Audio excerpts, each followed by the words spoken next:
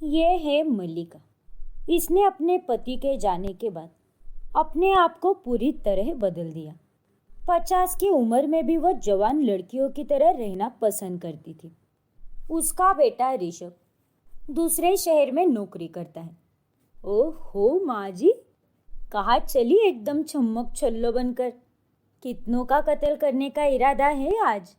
अरे ओ नास पिटी बहू, ज्यादा अपनी जबान मत चला, वरना सबसे पहले तो मैं तेरा ही कत्ल कर दूंगी। समझ गई क्या? सच बोलने पर तो हमेशा मिर्ची ही लगती है। भलाई का तो कोई जमाना ही नहीं रहा। भलाई भले इंसानों के साथ की जाती है, तो जैसी कलमुई चुड़ैल के साथ नहीं। और ये रोजाना मुझे मेरी माँ बनकर पूछना बंद कर कि कहाँ जा रही है और क्यों जा रही है, वरना अगली बार मैं तेरा थोबड़ा लाल पीला और नीला कर दूंगी। डायन कहीं की। बेवकूफ बुढ़िया। मल्लिका रोजाना छोटे कपड़े पहनकर मोहल्ले से निकलती है, जिस कारण मोहल्ले के सारे लड़के, जवान से लेकर बुढ़े, उसके आशिक होते हैं। हो भी क्यों ना, आखिर 50 की उम्र में भी मल्लिका ने खुद को इतना हॉट और सेक्सी जो बनाकर रखा था। गली की बाकी औरतें उसे देखकर खूब जलती थी। तोबा तोबा तोबा, देखो तो इस बुढ़िया को। अरे साड़ी पहनने की जगह रोज ये छोटे छोटे कपड़े पहनकर भूतनी की तरह भटकती रहती है। इसने पूरे मोहल्ले के मर्दों को पागल करके रख दिया है। बदनाम हो चुकी है ये बेशरम बच्चलन औरत। अरे ओए बुझी हुई मोमबत्तियों, अब तुम लोग गटर की नाली की तरह बदसूरत हो और मैं झील की पानी की तरह खूबसूरत हूँ, तो उसमें मेरा क्या कसूर? अपनी अपनी शक्ल ठीक करके आओ पहले, फिर मेरे नाम के खड़े फोड़ना। मल्लिका इतनी बूढ़ी होने के बाद भी अपनी और जवान उम्र के लड़कों के साथ अफेयर करती थी और वो उनके साथ डेट पे चली जाती। हेलो मल्लिका जी, मानना पड़ेगा, आज तो आप एकदम सुतड़ी बॉम्ब लग रही हो। आप जैसा कोई नहीं, मैं तो आप पे फिदा ही हो गया। Thank you so much. वैसे आप भी कम हॉट नहीं लग रहे। आपको देखकर तो मेरे रोम रोम में करंट लग चुका है। आप बहुत ही ज़्यादा हैंडसम हो।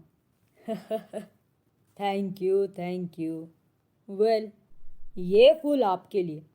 आपको गुलाब बहुत पसंद है ना? जी हाँ, लेकिन आपसे ज़्यादा नहीं। इसी तरह मल्लिका हर महीने किसी ना किसी के साथ प्यार का नाटक करती और कुछ ही दिनों में उसके साथ ब्रेकअप भी कर लेती और फिर से किसी और के साथ नया अफेयर शुरू करती। वो किसी के भी साथ सीरियस नहीं होती। वो बस अपने शौक और अपने अकेलेपन को दूर करने के लिए बस हर लड़के के साथ टाइम पास ही करती रहती। एक रोज जब जानवी अपनी सास के कमरे से गुजर रही होती है, तभी वो उसे एक नए आदमी के साथ वीडियो कॉल पर गपशप करते हुए देख लेती है। हाँ जानू, मैं जानती हूँ। ठीक है, मैं तुम्हारे लिए कल लाल कलर का शॉर्ट सूट ही पहन कर आऊंगी, जिससे तुम्हारे शोले भड़क जाए। हे भगवान, ये माँ जी कितनी बेशर्म और बेहया है। इन्हें तो जरा भी शर्म नहीं आती। इन्हें तो अपनी उम्र का भी लिहाज नहीं है। फिर अगले दिन सुबह, तेरे बाप ने क्या मक्खन की फैक्ट्री नहीं दी थी तुझे दहेज में, जो तू रोजाना इतना मक्खन लगाती रहती है ब्रेड पर? थोड़ा कम ठूसा कर, दिन ब दिन भैंस की तरह फैले जा रही है। फैलने की बात तो आप मुझसे करिए ही मत माँ जी, क्योंकि आप भी ये अच्छी तरह जानती हैं कि कौन कितना फैल रहा है। अरे आपने तो सारी हदें ही पार कर दी है माँ जी।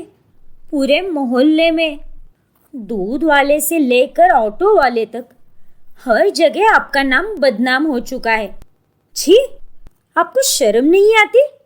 ओए कलंकिनी, ज्यादा बकवास मत कर, वरना यही ठोक दूंगी तुझे। अरे जाइए जाइए, ये बोल बच्चन कहीं और जा कर दीजिए। अब तो मैं आपके इन सारी करतूतों के बारे में ऋषभ को फोन करके बताऊंगी। हाँ जा जा, बता बता। मेरा ऋषभ अपनी माँ का लाडला है, वो मुझे ही चुनेगा और तेरे बम पे लात मारेगा। फिर बाद में जानवी ऋषभ को फोन करके मल्लिका की बढ़ती बदनामी और सीक्रेट अफेयर्स के बारे में बताती है। जानवी मेरी जान, डोंट वरी, मुझे लगता है तुम्हें कोई गलत फहमी हुई है। उन्हें वैसे भी सजने संवरने का और सबसे मिलजुल कर बात करने का बहुत शौक है। वो मैं समझती हूँ ऋषभ, लेकिन यहाँ तो पानी सर के ऊपर जा रहा है। माजी आउट ऑफ कंट्रोल हो रही है। तुम कुछ ज़्यादा ही सोच रही हो जानवी। तुम चिंता मत करो। अच्छा चलो, मेरा लंच टाइम ख़त्म होने आया है, मुझे जाना होगा। बाय मेरी जान, ड्यूटी ख़त्म होने के बाद कॉल करता हूँ। लेकिन ऋषभ फ़ोन कॉल कट कर देता है। जानवी अब अपनी सास और उसकी इज्जत के लिए बहुत परेशान हो जाती है। कुछ ही दिनों में मल्लिका की लाइफ में एक और आदमी आता है जिसका नाम जितेंद्र होता है। जितेंद्र और मल्लिका दोनों पहली डेट के बाद एक दूसरे को कई बार मिलते हैं और एक दूसरे के प्यार में पड़ जाते हैं। एक दिन ऋषभ अचानक से मल्लिका और जानवी को सरप्राइज देने के लिए शहर आ जाता है। तब वो अपनी माँ को जितेंद्र के साथ देख लेता है।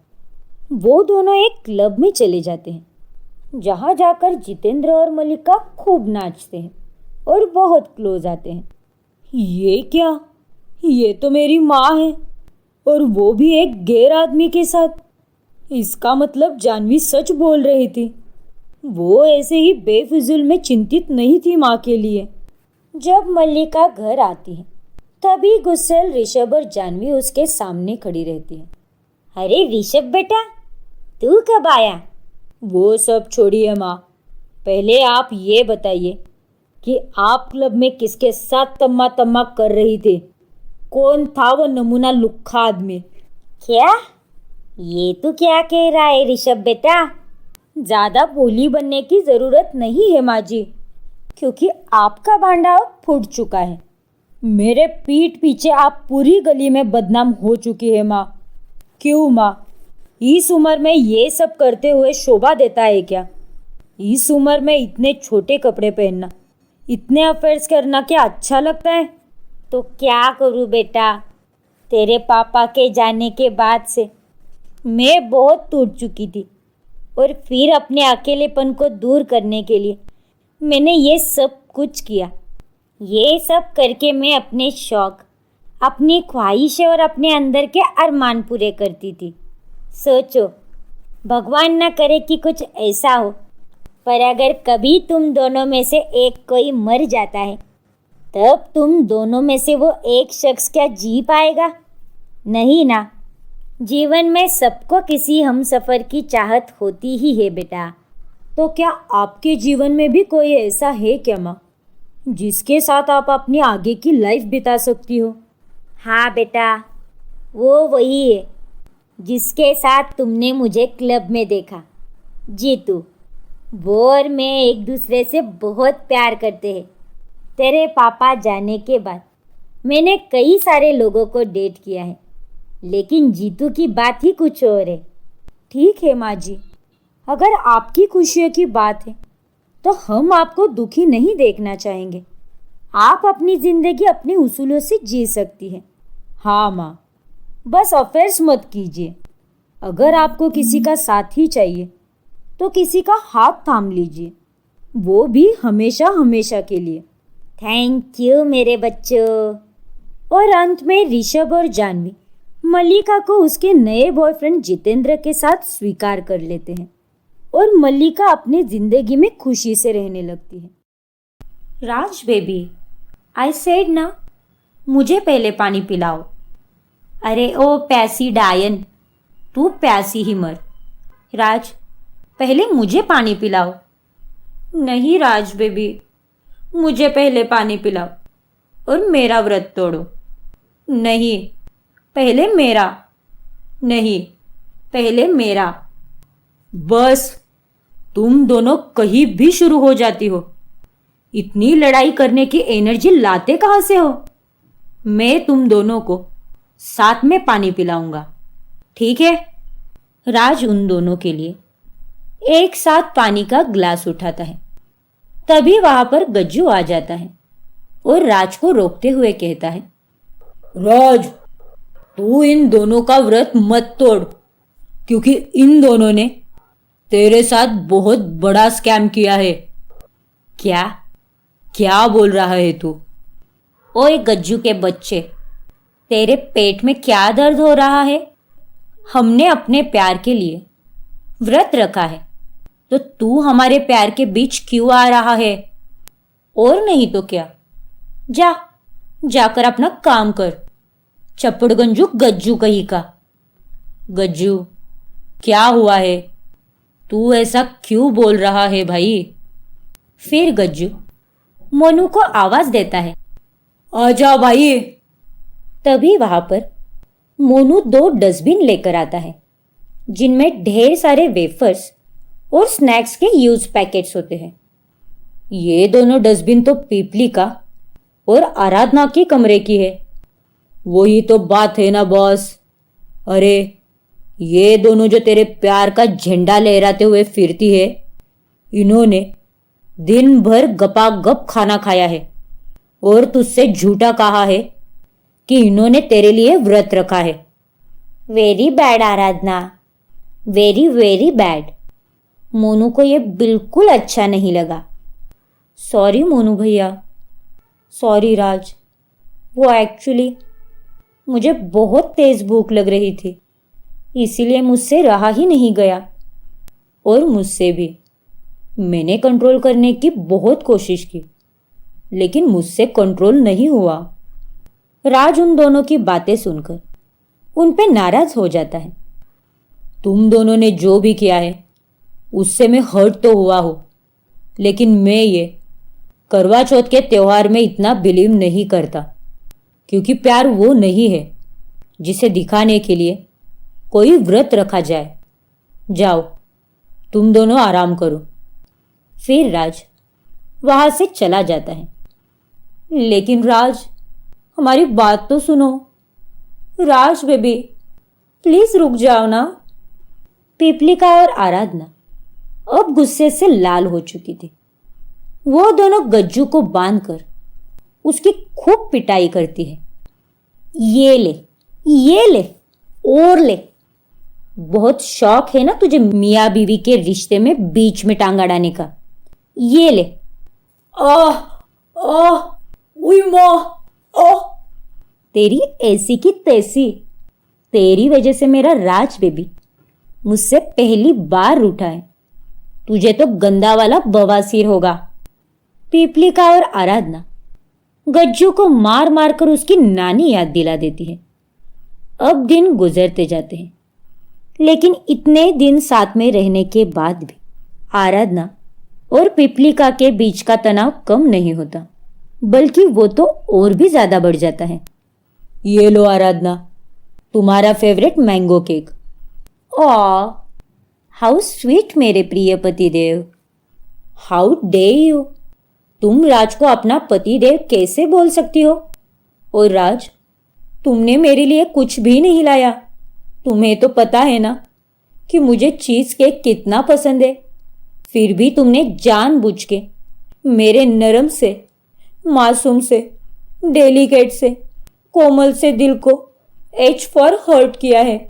दुश्मन न करे बॉयफ्रेंड ने जो कांड किया है, उम्र भर का गम मुझे इनाम किया है। अबे ओए सस्ती सिंगर, तुझसे बेहतर तो फटी हुई बांसुरी की आवाज है। अब तू बाहर वाली है तो गम तो तुझे हर पल मिलेगा, क्योंकि एक पति बाहर चाहे कितना भी मुंह मारे, अंत में लौटकर तो वो अपनी घरवाली के पास ही आता है। क्यों राज, माय हबी, मैंने सही कहा ना? राज, देखो ना इसे। आराधना, बस हुआ। और पीपलिका, तुम मेरा दिमाग मत खाओ। क्या? मेरा मतलब, माय डियर पीपलिका, तुम्हारे लिए मैंने केक इसीलिए नहीं लाया क्योंकि तुमने 2 दिन पहले ही स्ट्रिक्ट डाइट शुरू की है ना। तुम भूल गई क्या? ओह हाँ, देखो चुड़ैल, मेरा बॉयफ्रेंड मेरी कितनी केयर करता है। अरे तू चाहे कुछ भी बोल, लेकिन ये जमाना तो बाहर वाली की प्रेम कहानी ही याद रखता है। इसीलिए तो आज तक अमिताभ और रेखा दोनों का प्यार सुर्खियों में है। ये सारे अपने ख्याली पुलाव गली के कुत्तों में बांट करा जा। दिन ब दिन आराधना और पिपलिका के झगड़े बढ़ते ही जाते हैं और अब दोनों को एक दूसरे के साथ रहना बहुत मुश्किल हो जाता है। फिर एक दिन दोनों राज को एक को चुनने को बोलती है। राज बेबी, तुम्हें आज चुनना ही होगा, मैं या ये चुड़ैल। हाँ राज, आज तुम्हें चुनना ही होगा, वरना हम तुम्हें चुन चुन कर सबक सिखाएंगे। जल्दी भौंको, मैं या ये पीपल का पेड़। व्हाट? मेरा मतलब पीपली का। राज के पसीने छूटने लगते हैं। ये तुम दोनों क्या कह रही हो? तुम दोनों को अच्छे से पता है कि मैं तुम दोनों से कितना प्यार करता हूं। मुझे आराधना के हाथ की चाय और पिपलिका के हाथ की कॉफी दोनों बराबरी में पसंद है। प्लीज मुझे फिर से धर्म संकट में मत डालो। नहीं राज बेबी, आज मिल्क का मिल्क और वाटर का वाटर होकर ही रहेगा। अबे ओ विलियम शेक्सपियर की चचेरी बहन, अपनी इंग्लिश बंद कर। वो दूध का दूध और पानी का पानी होता है। गाइस, लड़ो मत। यहां तुम दोनों के दूध और पानी के चक्कर में मेरी चाय गर्म हो रही है। राज बेबी, प्लीज चूस। क्या चूसू? लॉलीपॉप? अरे इसके अंदर आज किसी अंग्रेजी डायन की आत्मा घुस गई है। ये तुम्हें चूज करने यानी चुनने को कह रही है। अबे ओ पीपल के पेड़, हिंदी में बात कर। राज, अगर आज तुमने हम दोनों में से किसी को नहीं चुना तो हम दोनों तुम्हें छोड़कर चले जाएंगे। हाँ राज, इस बात में हम दोनों साथ हैं। ऐसा करने की कोई जरूरत नहीं है, क्योंकि मैं खुद ही तुम दोनों को छोड़कर जा रहा हूं। मुझे माफ करना, लेकिन मैं एक ही समय पर दो दिल नहीं तोड़ सकता, क्योंकि मैं तुम दोनों से प्यार करता हूं। इतना कहकर राज दरवाजे की ओर बढ़ता है, लेकिन उतने में वहां दरवाजे पर कोई आ जाता है, जिसे देखकर राज चौंक जाता है। आप यहां? आखिर कौन आया है राज के घर पर? जानने के लिए हमारा अगला एपिसोड देखना ना भूलें। और अगर आपने हमारा चैनल अभी तक सब्सक्राइब नहीं किया है तो अभी सब्सक्राइब कीजिए और बेल आइकॉन दबाना ना भूलें।